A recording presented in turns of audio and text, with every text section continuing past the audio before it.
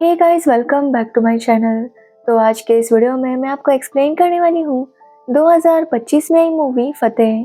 तो चलिए without wasting time movie का एक्सप्लेनेशन स्टार्ट करते हैं।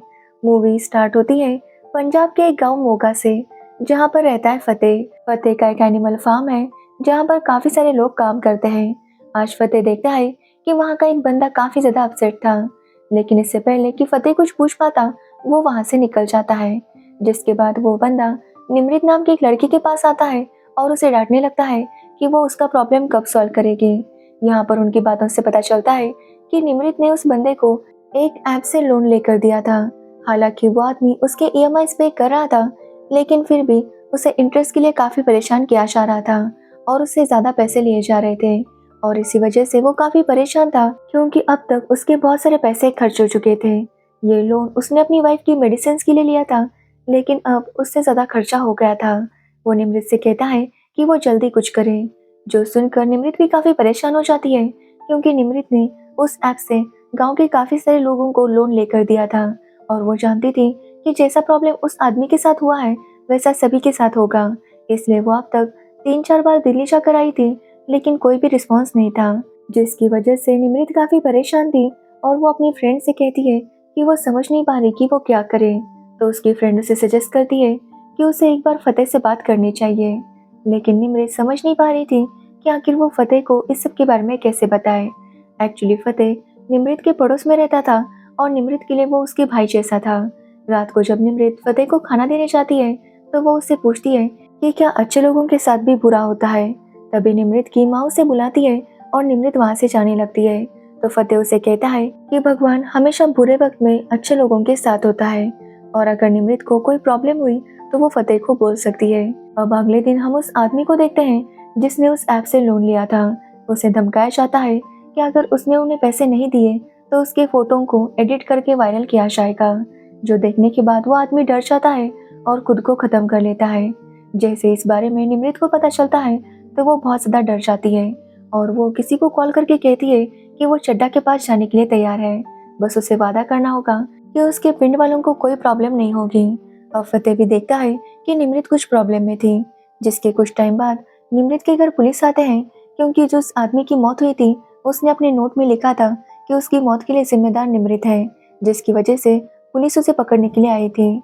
लेकिन निमृत घर पर नहीं थी, जो देखकर उसकी माँ काफी परेशान होती है और फतेह से कहती है कि वो जल्दी से निमृत को ढूंढे। अब फतेह जब निमृत के बारे में पता करने लगता है तो उसे सारी सच्चाई पता चलती है। एक्चुअली निमृत एक मोबाइल की दुकान चलाती थी और उसकी दुकान पर एक दिन किश्त ऐप वाला बंदा आया। उसने निमृत को उस ऐप से लोन लेकर दिया, जिसके बाद निमृत उस ऐप की एजेंट बन गई और उसने गांव के कई सारे लोगों को लोन लेकर दिया।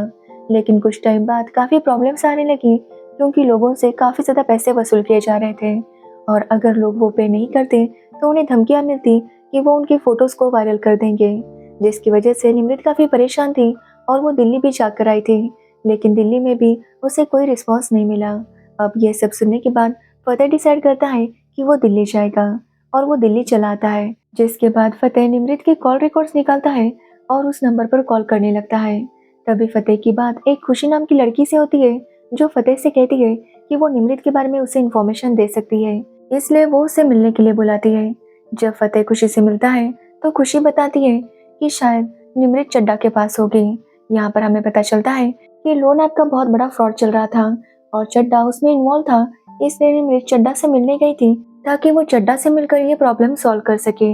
खुशी ने निमृत को चड्डा का एड्रेस दिया था और जाते वक्त उसके लॉकेट में एक कैमरा लगाया था, जिसके बाद जब निमृत वहां पर गई तो खुशी के पास वो वीडियो आ गया था, जिसमें खुशी ने देखा कि निमृत के कैमरे के बारे में चड्डा को पता चल गया था और वो ये भी समझ गई थी कि निमृत की जान अब खतरे में है। अब फतेह जब वो वीडियो देखता है तो वो खुशी से चड्डा का एड्रेस पूछता है, जिसके बाद फतेह उस चड्डा के टॉकीज में जाता है और उससे निमृत के बारे में पूछने लगता है, लेकिन चड्डा उसे वहां से भगाने की कोशिश करता है।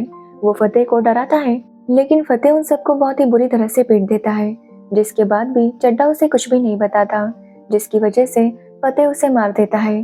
अब जब पुलिस वाले वहां पर आते हैं तो सबकी बॉडी देखकर वो काफी शॉक में थे और उन्हें लग रहा था कि ये किसी गैंग का काम होगा, लेकिन एक पुलिस ऑफिसर जिसका नाम विश्वास है वो कहता है कि इसमें कोई अलग एंगल है, ये किसी गैंग का काम नहीं है। जिसके बाद वो आसपास की सीसीटीवी चेक करता है और उसे फतेह दिखाई देता है, जो कि काफी टाइम तक चड्ढा के सिनेमा हॉल के बाजू में जो कैफे था वहां पर बैठा हुआ था। इसलिए वो फतेह पर नजर रखने लगता है। वो दूसरे दिन फतेह के छुपकर फोटोज लेने लगता है, लेकिन फतेह कहता है कि ऐसे साइड से फोटो लेने में कोई फायदा नहीं होगा। यानी कि फतेह जान चुका था कि पुलिस वाले उसके पीछे हैं। फतेह कहता है कि वो बस यहाँ पर निमृत को ढूंढने आया है। और रही बात चड्ढा की, तो चड्ढा को उसने मारा है और ऐसे मारा है कि पुलिस वालों को उसके खिलाफ कोई सबूत नहीं मिलेगा। ये बोलकर फतेह वहां से चला जाता है और उसे देखकर विश्वास काफी शॉक था। यहाँ पर हमें पता चलता है कि विश्वास भी उन साइबर क्राइम करने वालों के साथ मिला हुआ था। उस साइबर क्राइम करने वालों में से मेन बॉस था रजा, जिसे जब चड्ढा की मौत के बारे में पता चलता है तो वो काफी गुस्सा होता है और वहाँ के दूसरे डीलर सत्य प्रकाश को कॉल करता है और उसे कहता है कि वो जल्दी से पता लगाए कि चड्ढा को किसने मारा। जिसके बाद हम सत्य प्रकाश को देखते हैं, जो बहुत ही खतरनाक आदमी था। उसके साथ विश्वास मिला हुआ था और वो उसे फतेह के बारे में बता देता है। जिसके बाद सत्य प्रकाश अपने आदमियों से कहता है कि वो जाकर फतेह को खत्म करे। तो वही हम फतेह को देखते हैं, जो कि होटल के रूम में था। वहां पर सत्य प्रकाश के लोग उसे मारने के लिए आए थे, लेकिन तब तक फतेह होटल से निकल चुका था। एक्चुअली खुशी को पता चल गया था कि फतेह को मारने के लिए वो लोग आने वाले हैं, इसलिए उसने फतेह को पहले इन्फॉर्म कर दिया और फतेह वहां से निकल गया। अब खुशी फतेह से मिलती है और उससे पूछती है कि आखिर उसका पास क्या है, क्योंकि कोई भी आम आदमी चड्ढा जैसे गुंडे को मार नहीं सकता। जिसके बाद फतेह उसे बताता है कि कुछ टाइम पहले वो एक ऐसी एजेंसी के लिए काम करता था जिसका कोई नाम नहीं था, बस उन्हें फोटो भेज दिया जाता था और क्या करना है ये बता दिया जाता था और फतेह ऐसे ही अपने प्रोजेक्ट कंप्लीट करता था। कुछ टाइम पहले ही अमेरिका के कुछ साइबर क्राइम करने वालों ने हमारे देश की कुछ इन्फॉर्मेशन चुराई थी और फतेह को वो वापस लानी थी।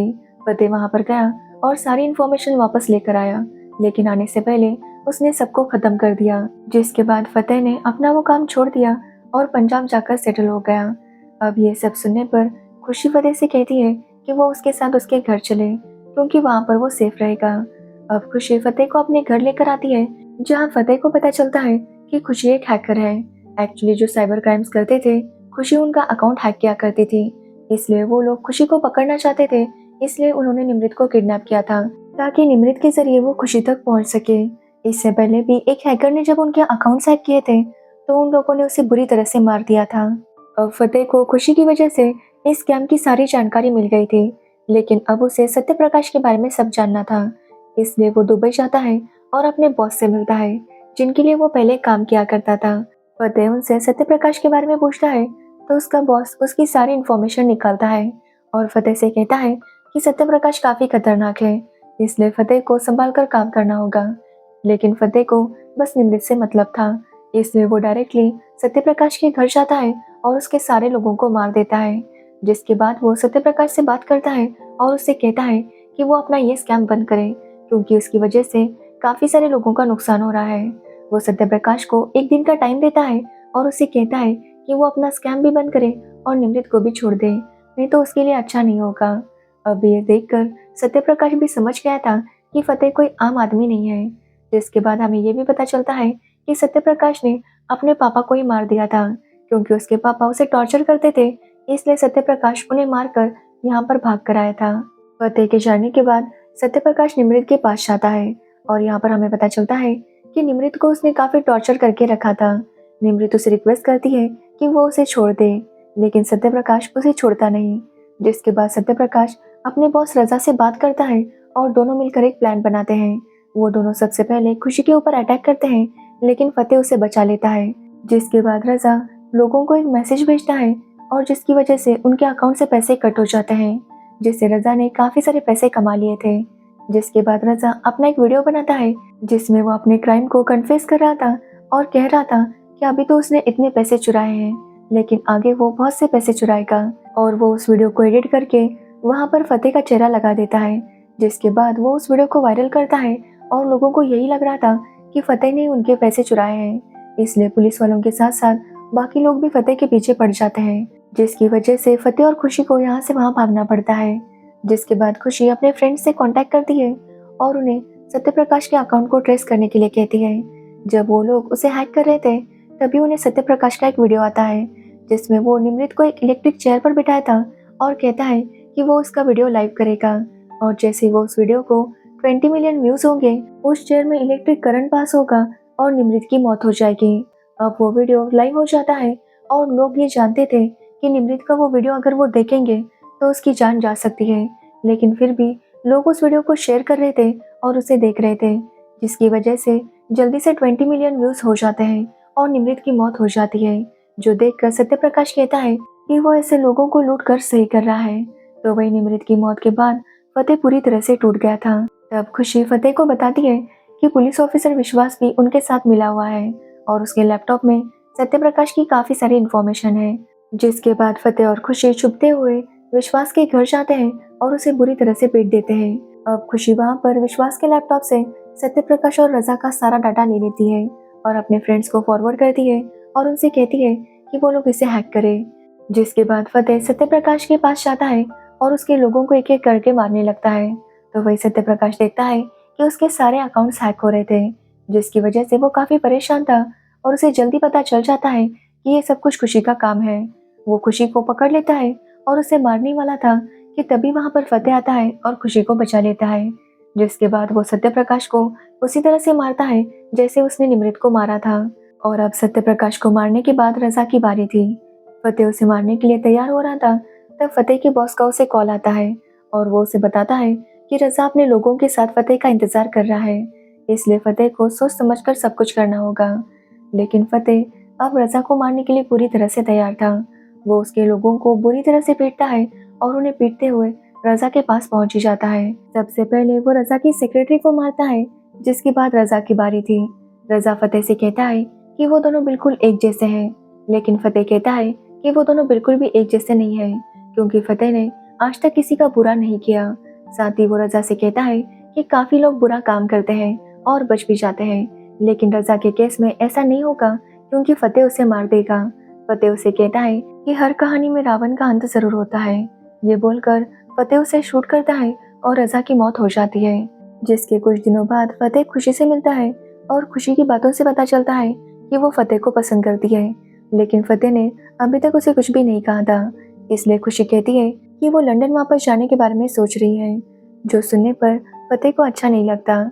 जब खुशी वहां से जा रही थी तो फतेह उससे कहता है कि वो चाहता है कि वो वापस पंजाब जाए और वहां पर एक डेयरी स्टार्ट करे, और चाहता है कि खुशी भी उसकी पार्टनर बने और कंप्यूटर का काम संभाले। जो सुनकर खुशी मुस्कुराती है और वो समझ गई थी कि फतेह भी उससे पसंद करता है। जिसके बाद वो दोनों हक करते हैं और पंजाब सेटल हो जाते हैं और यहीं पर ये मूवी एंड हो जाती है। तो ये थी फतेह मूवी की स्टोरी। अगर आपको इस मूवी की स्टोरी और मेरा एक्सप्लेनेशन पसंद आया हो तो वीडियो को लाइक कमेंट शेयर जरूर करना और मेरे चैनल को सब्सक्राइब करना बिल्कुल मत भूलना। Thanks for watching video.